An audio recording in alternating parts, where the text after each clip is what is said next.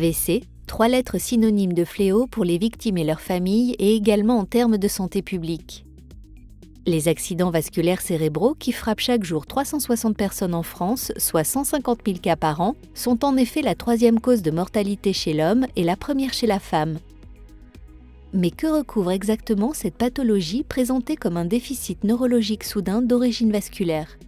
C'est une maladie extrêmement hétérogène dans laquelle on distingue déjà 3 grandes variétés d'accidents vasculaires cérébraux, les infarctus cérébraux qui représentent 80-85% des cas et qui sont liés le plus souvent à l'occlusion d'une artère par un matériel thrombotique, les hémorragies cérébrales qui représentent environ 15%, qui sont liées à la rupture d'un vaisseau au sein du parenchyme cérébral, et enfin les hémorragies méningées qui sont liées à la rupture d'un vaisseau dans les enveloppes qui entourent le cerveau.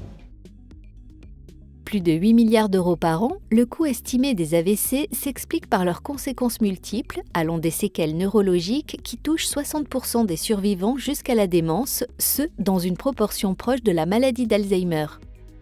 Mais l'impact de la pathologie cérébrovasculaire qui englobe les AVC reste lui difficile à chiffrer, faute d'en connaître les causes et mécanismes. Même si on a identifié des facteurs de risque comme l'hypertension artérielle, c'est probablement beaucoup plus compliqué que ça, parce qu'on sait qu'il y a des patients qui ne sont pas du tout hypertendus, qui vont développer des maladies des petits vaisseaux.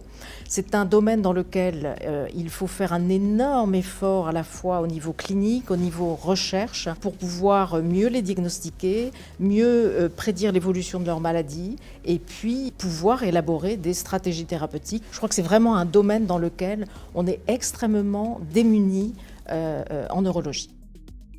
Pour autant, d'importants progrès sont intervenus depuis 50 ans, notamment en 1993 avec la description du cas d'asile par les professeurs Tournier-Lasserve et Bousset, une découverte qui a ouvert la voie à la réalisation de modèles animaux.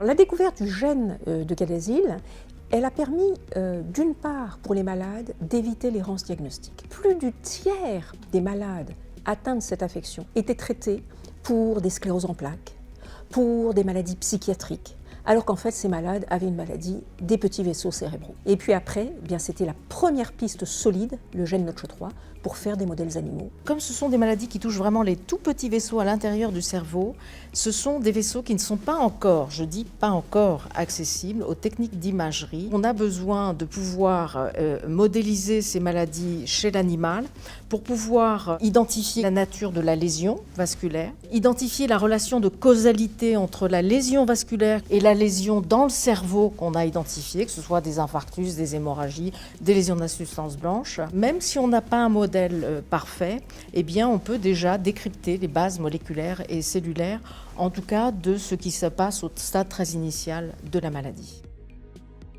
Déficit de notoriété auprès des institutions et du grand public, le champ de recherche sur les AVC peine en outre à attirer les jeunes chercheurs, alors qu'il constitue un domaine d'avenir. D'où l'importance d'une telle journée recherche et santé aux yeux d'Anne Joutel.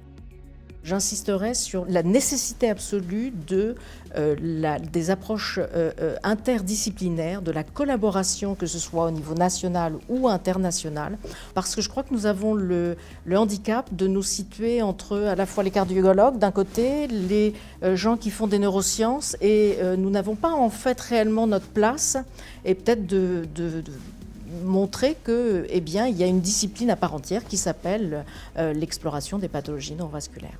Est-ce une journée de recrutement ? Journée de promotion, oui.